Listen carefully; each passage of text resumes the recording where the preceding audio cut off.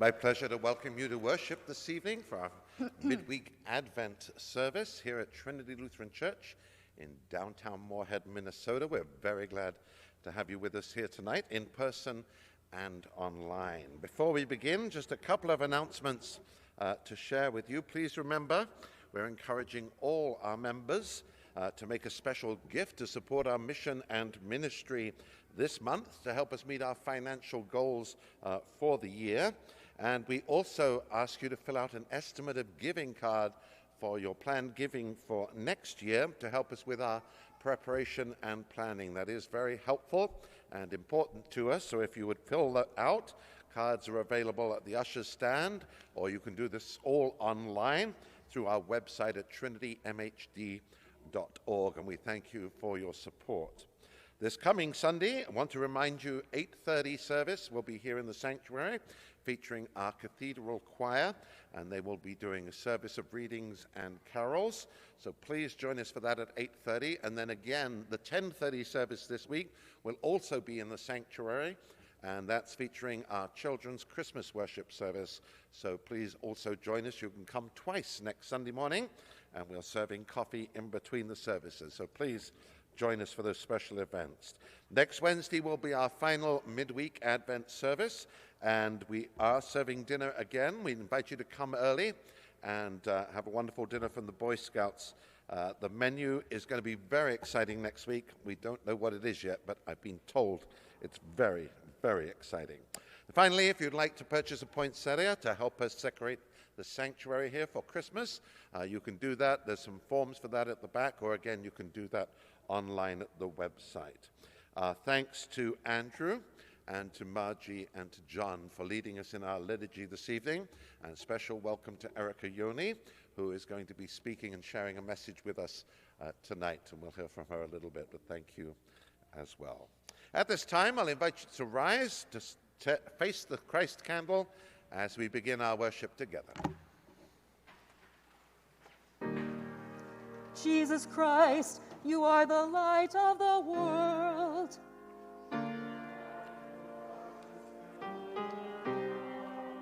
Stay with us now, for it is evening.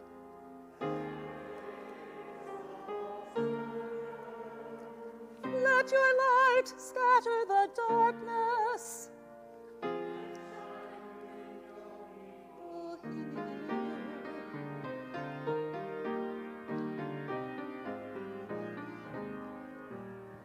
Joyous light of every glory.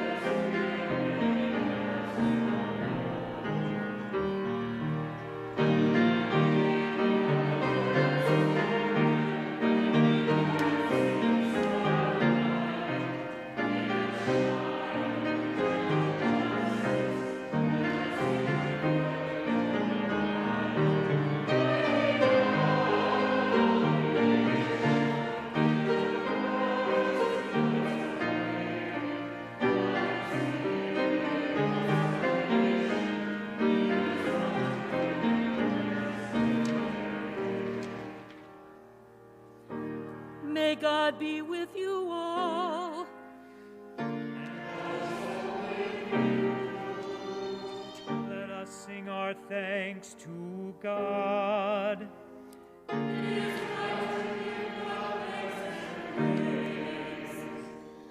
Blessed are you, Creator of the universe. set your people by night and day. May the light of your Christ make our darkness bright. For your word and your presence are the light of our pathways, and you are the light and life of all creation.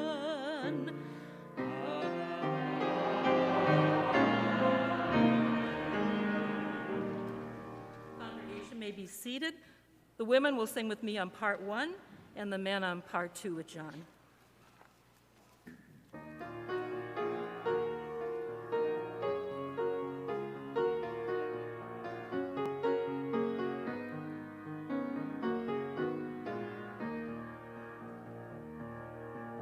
Let my prayer rise up like incense before you, a lifting up of my hands as an offering to you. Oh God, I call to you. Come to me now. Come hear my voice when I cry. Let my prayer rise up.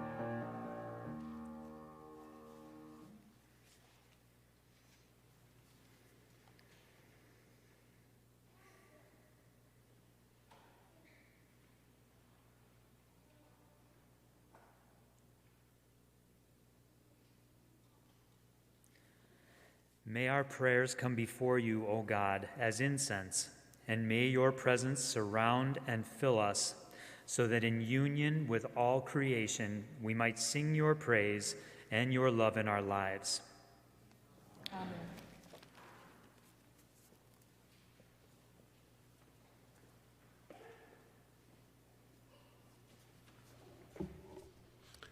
Our scripture reading this evening comes to us from the 37th Psalm, verses 3 through 6. Trust in the Lord and do good, so you will live in the land and enjoy security. Take delight in the Lord, and God will give you the desires of your heart. Commit your way to the Lord. Trust in God, and God will act. God will make your vindication shine like the light, and the justice of your cause like the noonday. The word of the Lord. Thanks be to God. And I'll invite Erica to come forward and share her message. Thanks.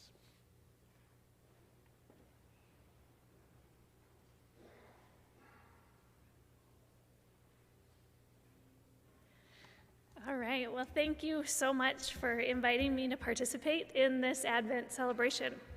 I'm not entirely sure, especially as I look around this room, that I am even remotely qualified to be the one speaking on this topic tonight. But I'm honored, and I hope I can do justice to the work that our educators have done. Full disclosure, I operate on very little sleep these days. I'm incredibly passionate about the topic, and I may or may not make it through without crying. So as I thought a lot about this Advent season and kind of the season we're in with COVID, there's no doubt in my mind why God gave us this message wrapped up in a child.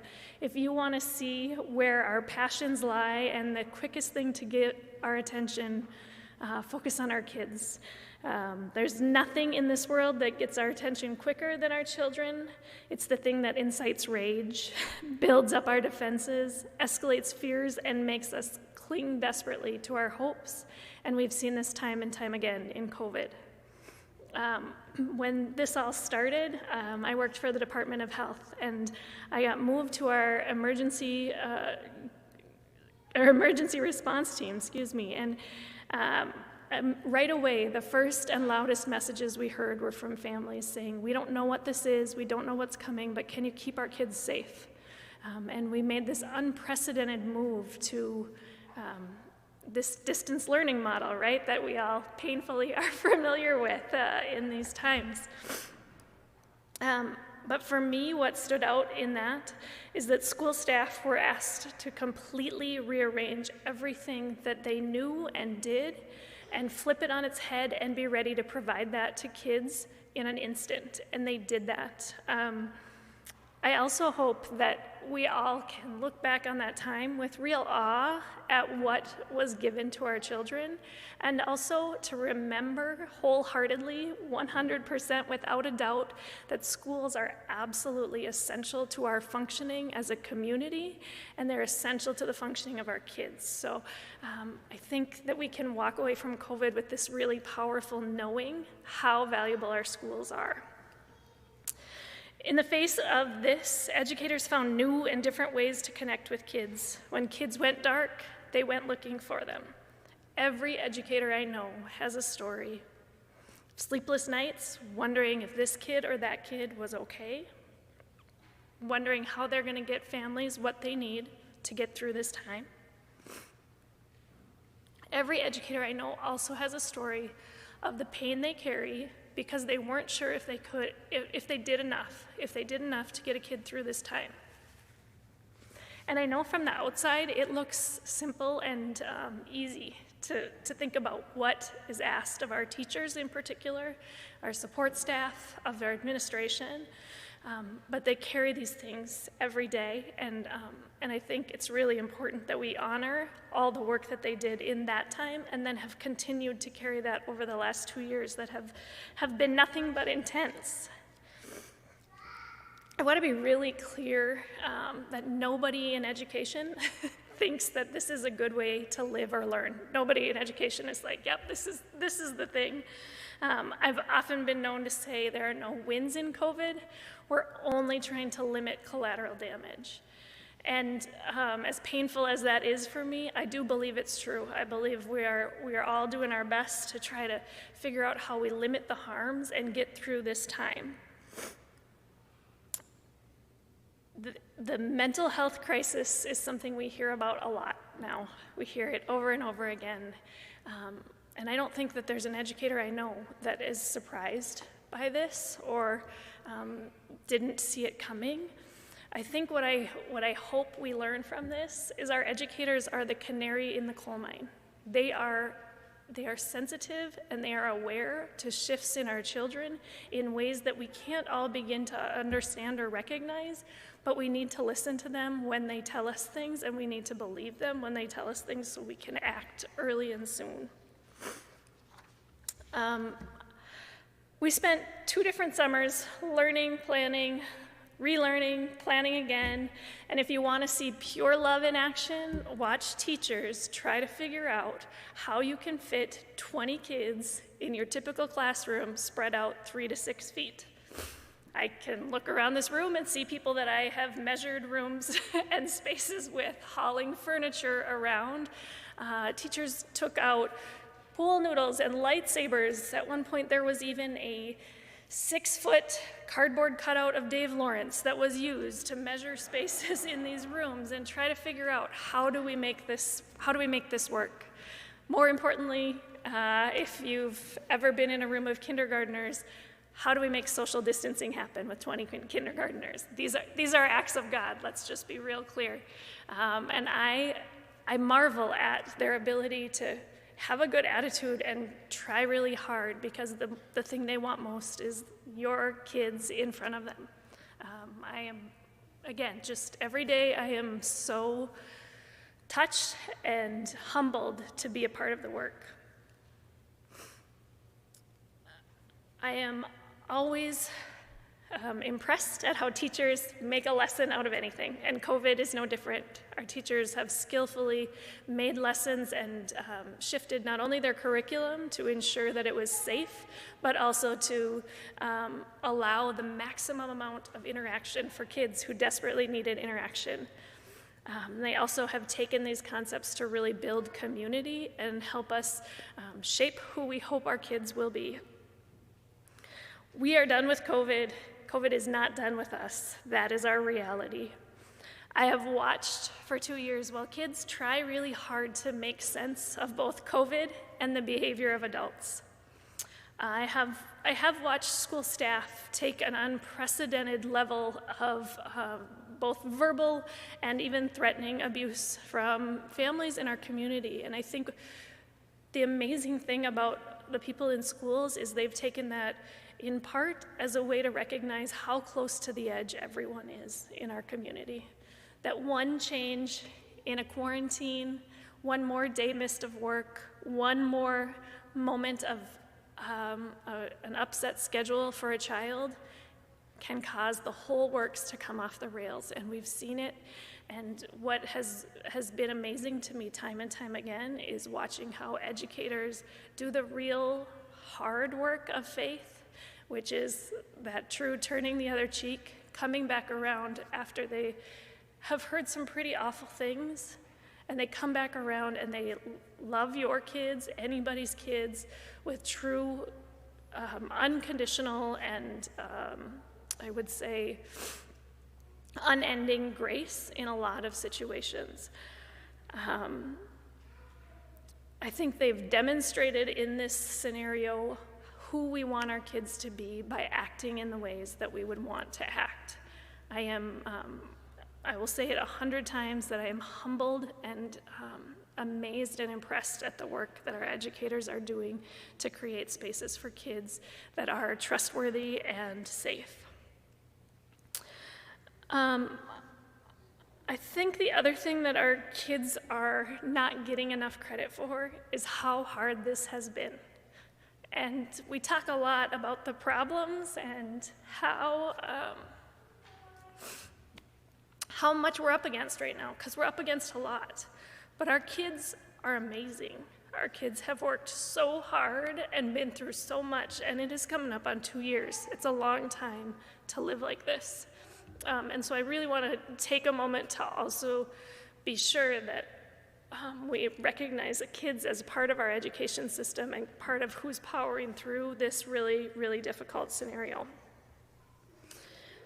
One of the greatest privileges and the hardest things about my job is that I often am walking with families while someone they love is hospitalized, dying, or experiencing long-term disability as a result of COVID. And we're so fortunate that so many of us can say, no one that I know has died, no one that I know, I haven't lost somebody, I don't know somebody who's in this permanent state. But this is where I have seen our educators go above and beyond and really demonstrate who we are as humans and as people who are investing in our community and our future. And that is the above and beyond visits to kids, doing the outside home visit because they know that their parent is in the hospital, taking the time to meet them so they can get their homework and they can continue to be the caretaker in their family. Knowing these situations inside out and backwards so that they can provide some support to our kids.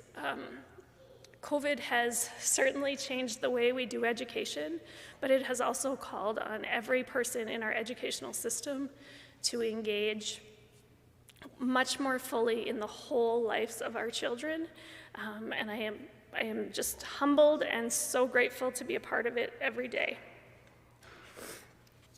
So I got a little off track because that's how I roll. And again, anyone in the room who knows me knows that's how I roll.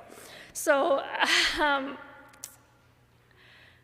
I guess the thing that I want to say or want us, hope that we can remember in this time, I think in the holiday season, it's really tangible to think about that beautiful baby and that real serene moment and, twinkling lights and beautiful, freshly fallen snow. We've got all of these wonderful things around us.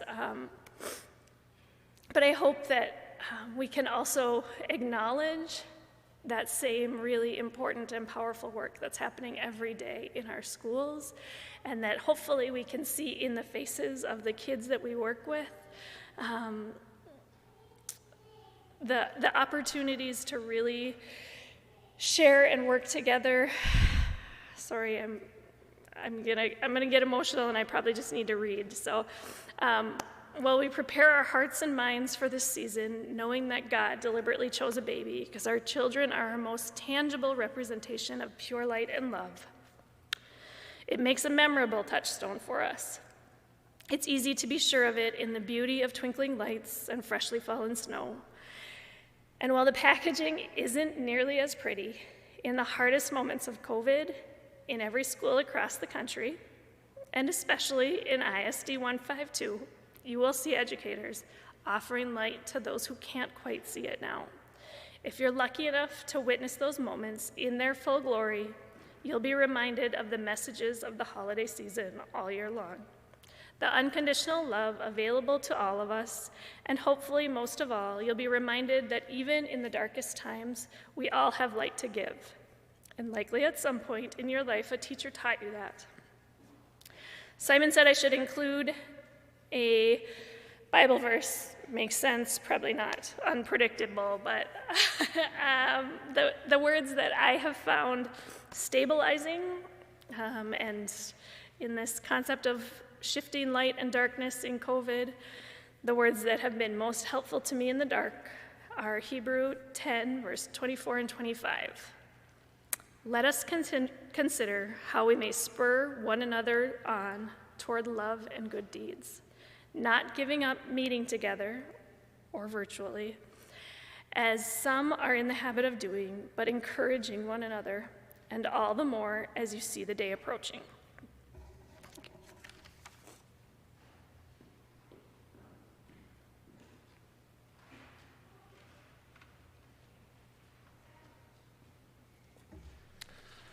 Thank you, Erica, for being a light in our community, in education, and for lifting up other educators in the community. Indeed, we appreciate your words with us tonight. At this time, I'll invite you to turn in the hymnal to song number, is it 427?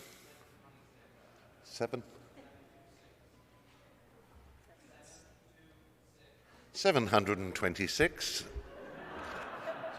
Bingo, who's got it? All right, 726, light dawns on a weary world, and as we sing, we will receive our offering.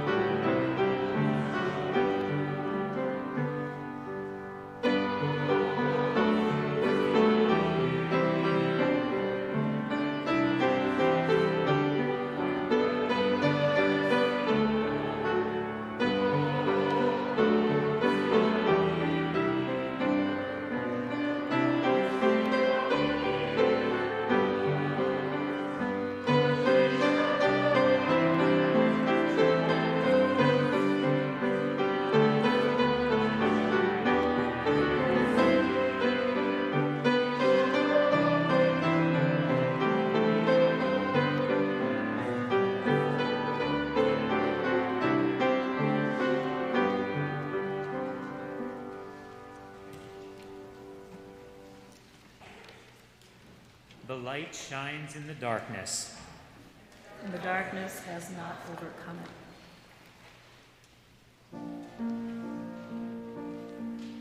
An angel went from God to a town called Nazareth, to a woman whose name was Mary. The angel said to her, "Rejoice, O highly favored, for God is with you. You shall bear a child, and his name shall be Jesus, the chosen one of God Most High." And Mary said, "I am the servant of my God. I live to do your will." I saw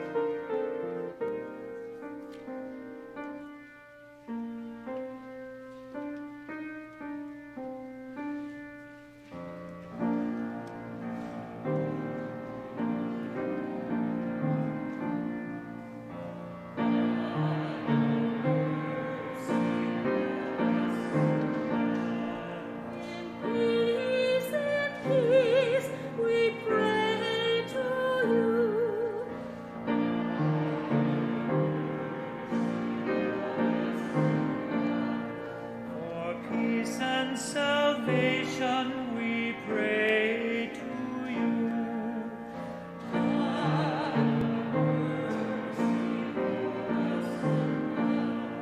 For peace between nations, for peace between peoples.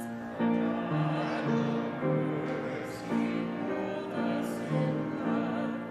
For us who are gathered to worship and praise you. God of mercy, hold us in love. For all of your servants who live out your gospel. God of mercy, hold us in love. For all those who govern, that justice might guide them.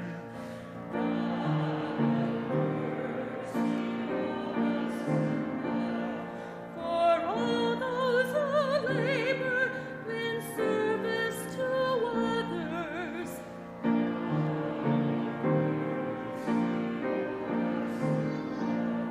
Grant weather that nourishes all of creation. God of mercy, hold us in love.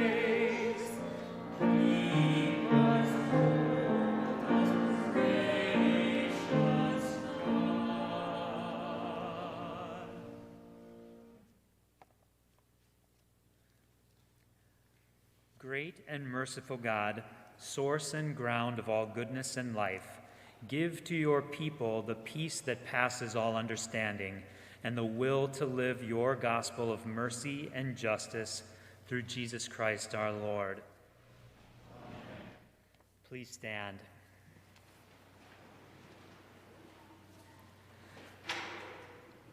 God, remember us in your love and teach us to pray. Our Father in heaven, hallowed be your name. Your kingdom come, your will be done, on earth as in heaven. Give us today our daily bread. Forgive us our sins as we forgive those who sin against us. Save us from the time of trial, and deliver us from evil. For the kingdom, power, and glory are yours, now and forever. Let us bless our God. Praise and thanks to you. May God Creator bless us and keep us. May Christ be ever light for our lives. May the Spirit of love be our guide and path for all of our days.